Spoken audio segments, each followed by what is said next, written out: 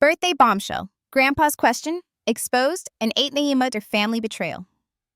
At my own baby shower, my mother-in-law handed me a pink gift bag with a grin too sweet to trust. Inside was a DNA kit with a note taped across for the real father. Laughter erupted. My husband, Nate, stood with a black trash bag like this was all rehearsed. His cousin, Trevor, had his phone up already filming, waiting to catch me shatter. But I didn't. 8 months pregnant, swollen feet, and back aching, I should have felt cared for. Instead, I sat in a room full of people smirking at me like they were all in on a joke. Diane, my mother-in-law, leaned in, whispering a little something to clear the air. The air was poison already. What no one knew was that I had seen their plan. 2 weeks earlier, Nate left his iPad unlocked. A group chat popped up, the real family. I tapped. My chest went cold. Diane, we'll give her the test at the shower. Trevor, I'll film it. Title, Welcome to the Family Liar. Nate, she'll definitely cry. Epic. They had been planning my humiliation like a party game. I screenshotted everything, sent it to myself, and called my sister and a lawyer. Quietly, I opened a new bank account and began planning. I smiled when Nate kissed my belly, but inside I was waiting for this exact moment. So when they handed me the bag, when Nate said, "You can go now, take your stuff," I stayed calm. My hands shook, but not from shame, only from anger I had been holding for weeks. I looked around. Not one guest stopped it. No one said this was cruel. Trevor's phone hovered. Diane smirked. Nate looked like a man who thought he'd already won. I reached into my purse and pulled out a manila envelope. I placed it in Diane's hands. Perfect timing, I said. She frowned confused until she saw the heading petition to deny grandparent rights, supported by evidence of harassment. Screenshots, messages, proof. Nate snatched it, flipping through page after page, his smile draining. "This is insane," he stammered. "No," I said quietly, "this is documented." The room shifted. The laughter dried up.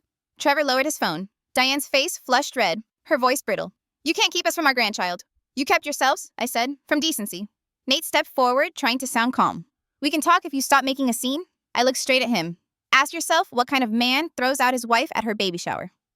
Nobody answered. Silence weighed heavier than the balloon sagging in the corner. I left the DNA kit on the gift table and walked to the door. No one tried to stop me. In the car, I finally let my hand rest on my stomach. She kicked one sharp as if reminding me I wasn't alone. I didn't cry yet. That would come later. For now, all I felt was a steady resolve. They thought they'd trapped me. Instead, they'd given me everything I needed. The truth is, the baby shower didn't break me. I had already broken weeks earlier, the night I saw that group chat on Nate's iPad. He'd gone to shower, leaving the screen unlocked. I wasn't snooping, I was looking up a recipe.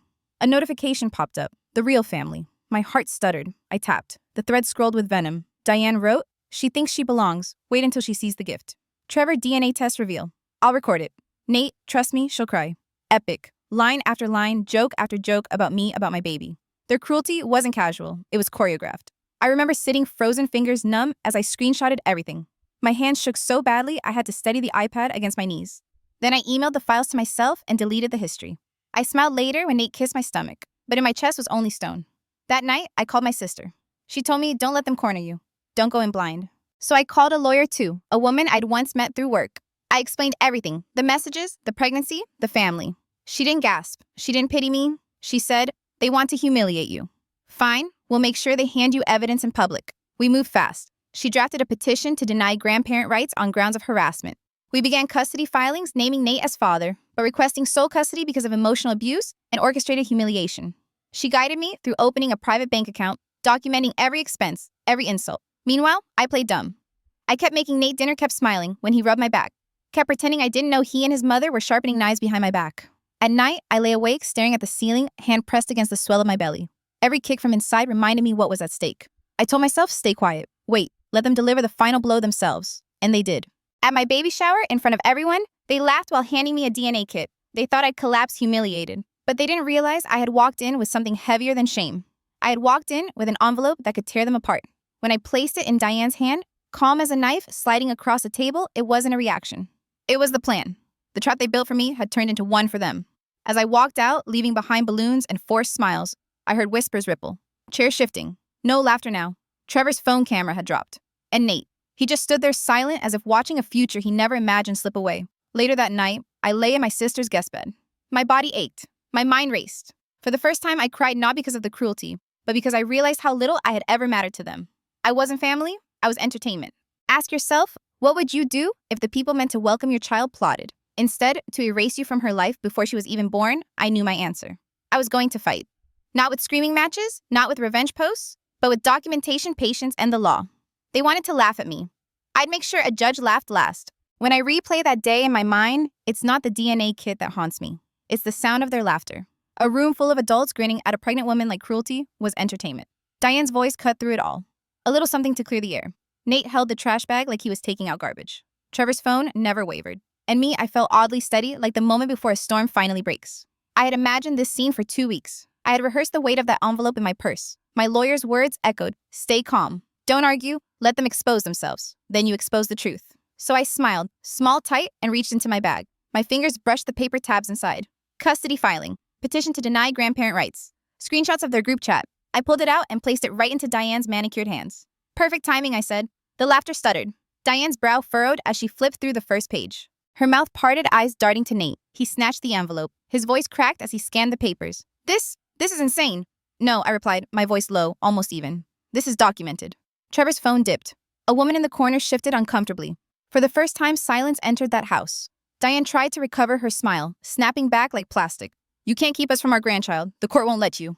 "You already kept yourselves," I said. "From decency. From respect." Nate stepped forward, trying to regain control. "Stop making a scene. We can talk about this later."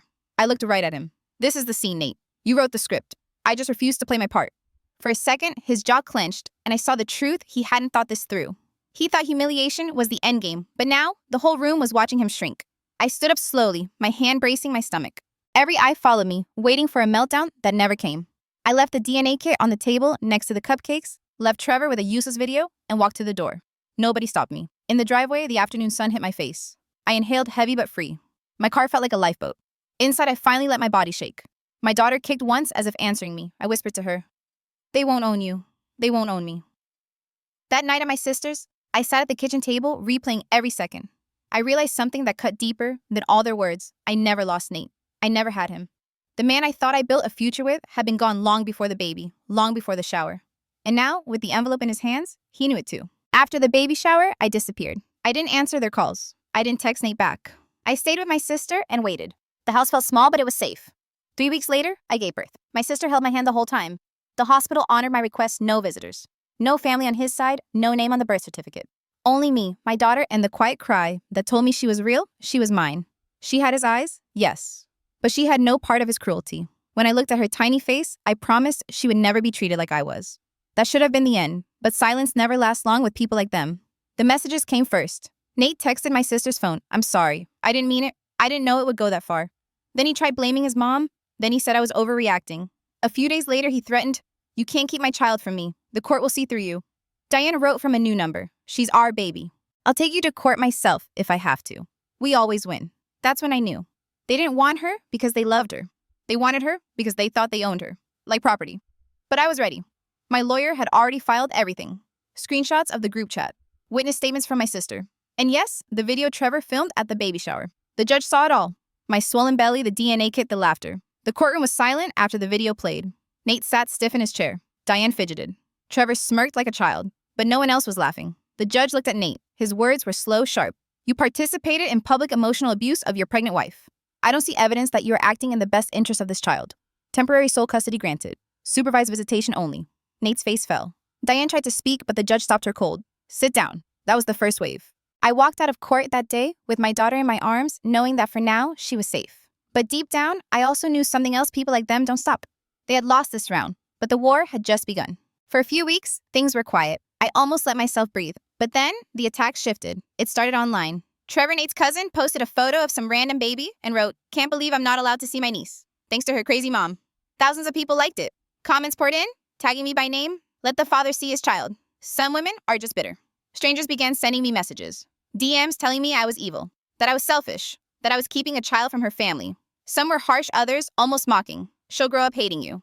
I ignored them, but it hurt. Every word cut, and I knew exactly where it was coming from. Then it got darker. One afternoon, I opened my mailbox. Inside was a photo of me pushing my daughter's stroller in the park. No note, no signature, just a picture of us taken without my knowledge. My hands shook so badly, I dropped it on the floor. I called the police. They wrote a report, but said it wasn't technically threatening. But I knew what it was, a warning, a way to remind me they were still watching. From then on, I started noticing things. A car idling outside late at night. Flyers for unwed mother support groups stuffed into my mailbox. An email from what looked like a women's shelter offering me help, but when we checked, the domain was registered to Trevor. They weren't just fighting me in court anymore. They were trying to break me, to make me look unstable, to push me into panic so they could say, "See, she's unfit to raise a child." I refused to give them that. I installed cameras in the new apartment. I logged every message, every fake account, every photo. My lawyer told me, keep everything. They're building a case against themselves. But even with my careful steps, the fear was real. I started locking the stroller even when I was home. I covered my windows. I checked the door twice at night. I was a new mother, exhausted. And instead of resting, I was living in a siege. Still, I did not break. They thought they could laugh me out of my own life. But every step they took only gave me more proof. Proof I was ready to use when the time was right. The online war was heavy, but I told myself I could survive it. What I didn't expect was how the past would suddenly join the fight. It started when Nate filed for full custody. Not joint, full. In his papers, he claimed I was unstable, paranoid, and unfit to raise our daughter. He attached evidence screenshots of old texts from early in our marriage taken out of context. Arguments we'd had when I was pregnant, things I'd said in frustration. He even included a photo of my fridge when it was half empty during moving week, saying I couldn't provide. His lies were laughable, but dangerous. He wanted the court to see me as crazy. Then came the twist. A woman messaged me on Facebook. At first, I ignored her, but she wrote again saying she used to date Nate in college. Her message was calm, almost too calm. She said, I think you should know Nate has another child, a son. He never told you, did he? My chest tightened as I read. She explained they had dated, she got pregnant, and Nate ghosted her. He denied the child was his. She couldn't afford court, so she dropped it. But she still had proof, emails, screenshots, even a private paternity test. Nate was the father. Her son was 7 now. She wasn't looking for revenge. She had rebuilt her life. But she had seen Trevor's posts about me online. She saw the cruelty. She decided I deserved to know. I asked her if she would testify. She said yes. When I walked into the next hearing, she sat quietly behind me. Nate turned his head, saw her, and went pale. His hands shook on the table. The judge listened to her statement. She wasn't emotional, just factual. She confirmed Nate had abandoned their child, ignored responsibilities, and denied his own blood. She showed the paternity test. The judge accepted it into record. It wasn't about custody of that boy. It was about showing a pattern. Neglect. Abandonment. The same behavior he was trying to repeat with me. For the first time, I saw Nate truly afraid. Not angry, not smug, afraid. Because now it wasn't just my word against his. It was history repeating itself, and the court could see it. Just when I thought the truth about his first child would end the fight, Nate's family proved me wrong. They had one more weapon, the system itself. It started with a knock on my door. 2 strangers stood there with clipboards. Child Protective Services. Someone had filed a report saying I was neglecting my baby, claiming she cried all night, that I left her alone, that I was unstable. My stomach dropped. I let them in. My daughter was clean fed, playing on the floor. They looked around. My fridge was full. The apartment safe and neat. They stayed for an hour, asked questions, and finally apologized. We get false reports all the time during custody cases, one of them told me. But we have to check. When the door closed, I sat on the floor shaking. They weren't just smearing me online anymore, they were trying to put a file on me. Something permanent, something that could stick. I called my lawyer. She said document everything. Every call, every knock, every message. Turn it into evidence, not fear. So I did. I started keeping a binder. Every fake account Trevor made. Every text Nate sent. Every anonymous email. Every police report, including the CPS visit. I wasn't just defending myself anymore. I was building a wall of proof. And then I decided to strike back. Trevor had been the loudest, posting edited photos of random babies with captions like, "My niece stolen from me," sharing videos from the baby shower, mocking me, tagging people by name. Some of his posts even made it into local gossip blogs. Strangers started messaging me with insults. It wasn't just harassment, it was public defamation. So I filed a lawsuit. Not against Nate, not yet. Against Trevor. My lawyer helped me draft it. Defamation, harassment, emotional distress. We attached everything, his posts, his fake shelter emails, his burner accounts, even proof he tried to trick me into giving up my address. We also included the CPS visit as evidence of malicious targeting. I didn't expect to win big. I just wanted it on record, to make him sweat, and it worked. The moment he got served, Trevor panicked. He started deleting posts, posting a fake apology, then disappearing from social media. Word spread that his job suspended him. Turns out his company had a zero-tolerance policy for harassment once they saw the evidence. For the first time, the silence felt like relief. One enemy down. But Diane wasn't finished. She filed her own motion for grandparent visitation rights. She painted herself as a loving grandmother, unfairly denied access. She told the court she had been my main support system during pregnancy, that she had a deep bond with the baby. I sat in the courtroom and listened to her lie. She hadn't bought a single diaper, hadn't attended a single doctor's appointment, hadn't even called me during pregnancy except once to insult the name choices. We showed the judge everything, her texts, her burner accounts, the baby shower video, the DNA kit, the humiliation. Her case was thrown out. But before the judge dismissed us, he looked at me and said, "This war must end, for the child's sake." I nodded, but inside, I wasn't ready to stop. Because I finally understood this wasn't about love. It was about control. And they wouldn't quit until I was broken. That's when I made another discovery. Nate had been lying about his money. He told the court he couldn't afford child support, said he was broke. But I had proof otherwise. A friend of a friend showed me screenshots of his side work freelance gigs paid under the table. Photos of him poolside in Vegas, drinks in hand, taken 3 days after he claimed he couldn't pay court fees. I collected everything. Every screenshot. Every Venmo note bragging about money. I filed for child support reassessment. I wanted back pay. I wanted it public. His lawyer didn't even fight. They offered a quiet settlement. I refused. I didn't want quiet anymore. I wanted the record to show the truth. Nate was a liar, a manipulator, and a man who thought he could erase me with paperwork. He was wrong. And with every move, I was turning their weapons back on them. By the time the next court date came, I was exhausted but ready. Nate had filed his boldest motion, yet he wanted unsupervised visitation. He claimed he had changed, that all the harassment and chaos was just family confusion. He painted himself as the victim of my paranoia. It was insulting, but it was also dangerous. If the judge believed him, my daughter could be forced into weekends alone with a man who once laughed while I held a DNA test at my baby shower. I didn't come empty-handed. My lawyer and I walked in with 2 thick binders. I sat down across from Nate. He looked smaller than before, paler, thinner, nervous. He wasn't wearing a suit this time, just a wrinkled shirt. For the first time, there were no allies behind him. Diane wasn't there. Trevor wasn't there. It was just him. The judge asked for opening statements. Nate's lawyer spoke first, claiming he was a reformed man, a father who deserved a second chance. They said I was overly emotional and unwilling to co-parent. They leaned on every tired stereotype about bitter mothers. Then it was our turn. My lawyer handed the first binder to the judge. Inside was the financial report I'd gathered, hidden side jobs, unreported income screenshots of him bragging about money, the Vegas trip, even Venmo notes like beer money from side gig. It proved he had lied under oath about being broke. The judge flipped through the pages slowly. Silence filled the room.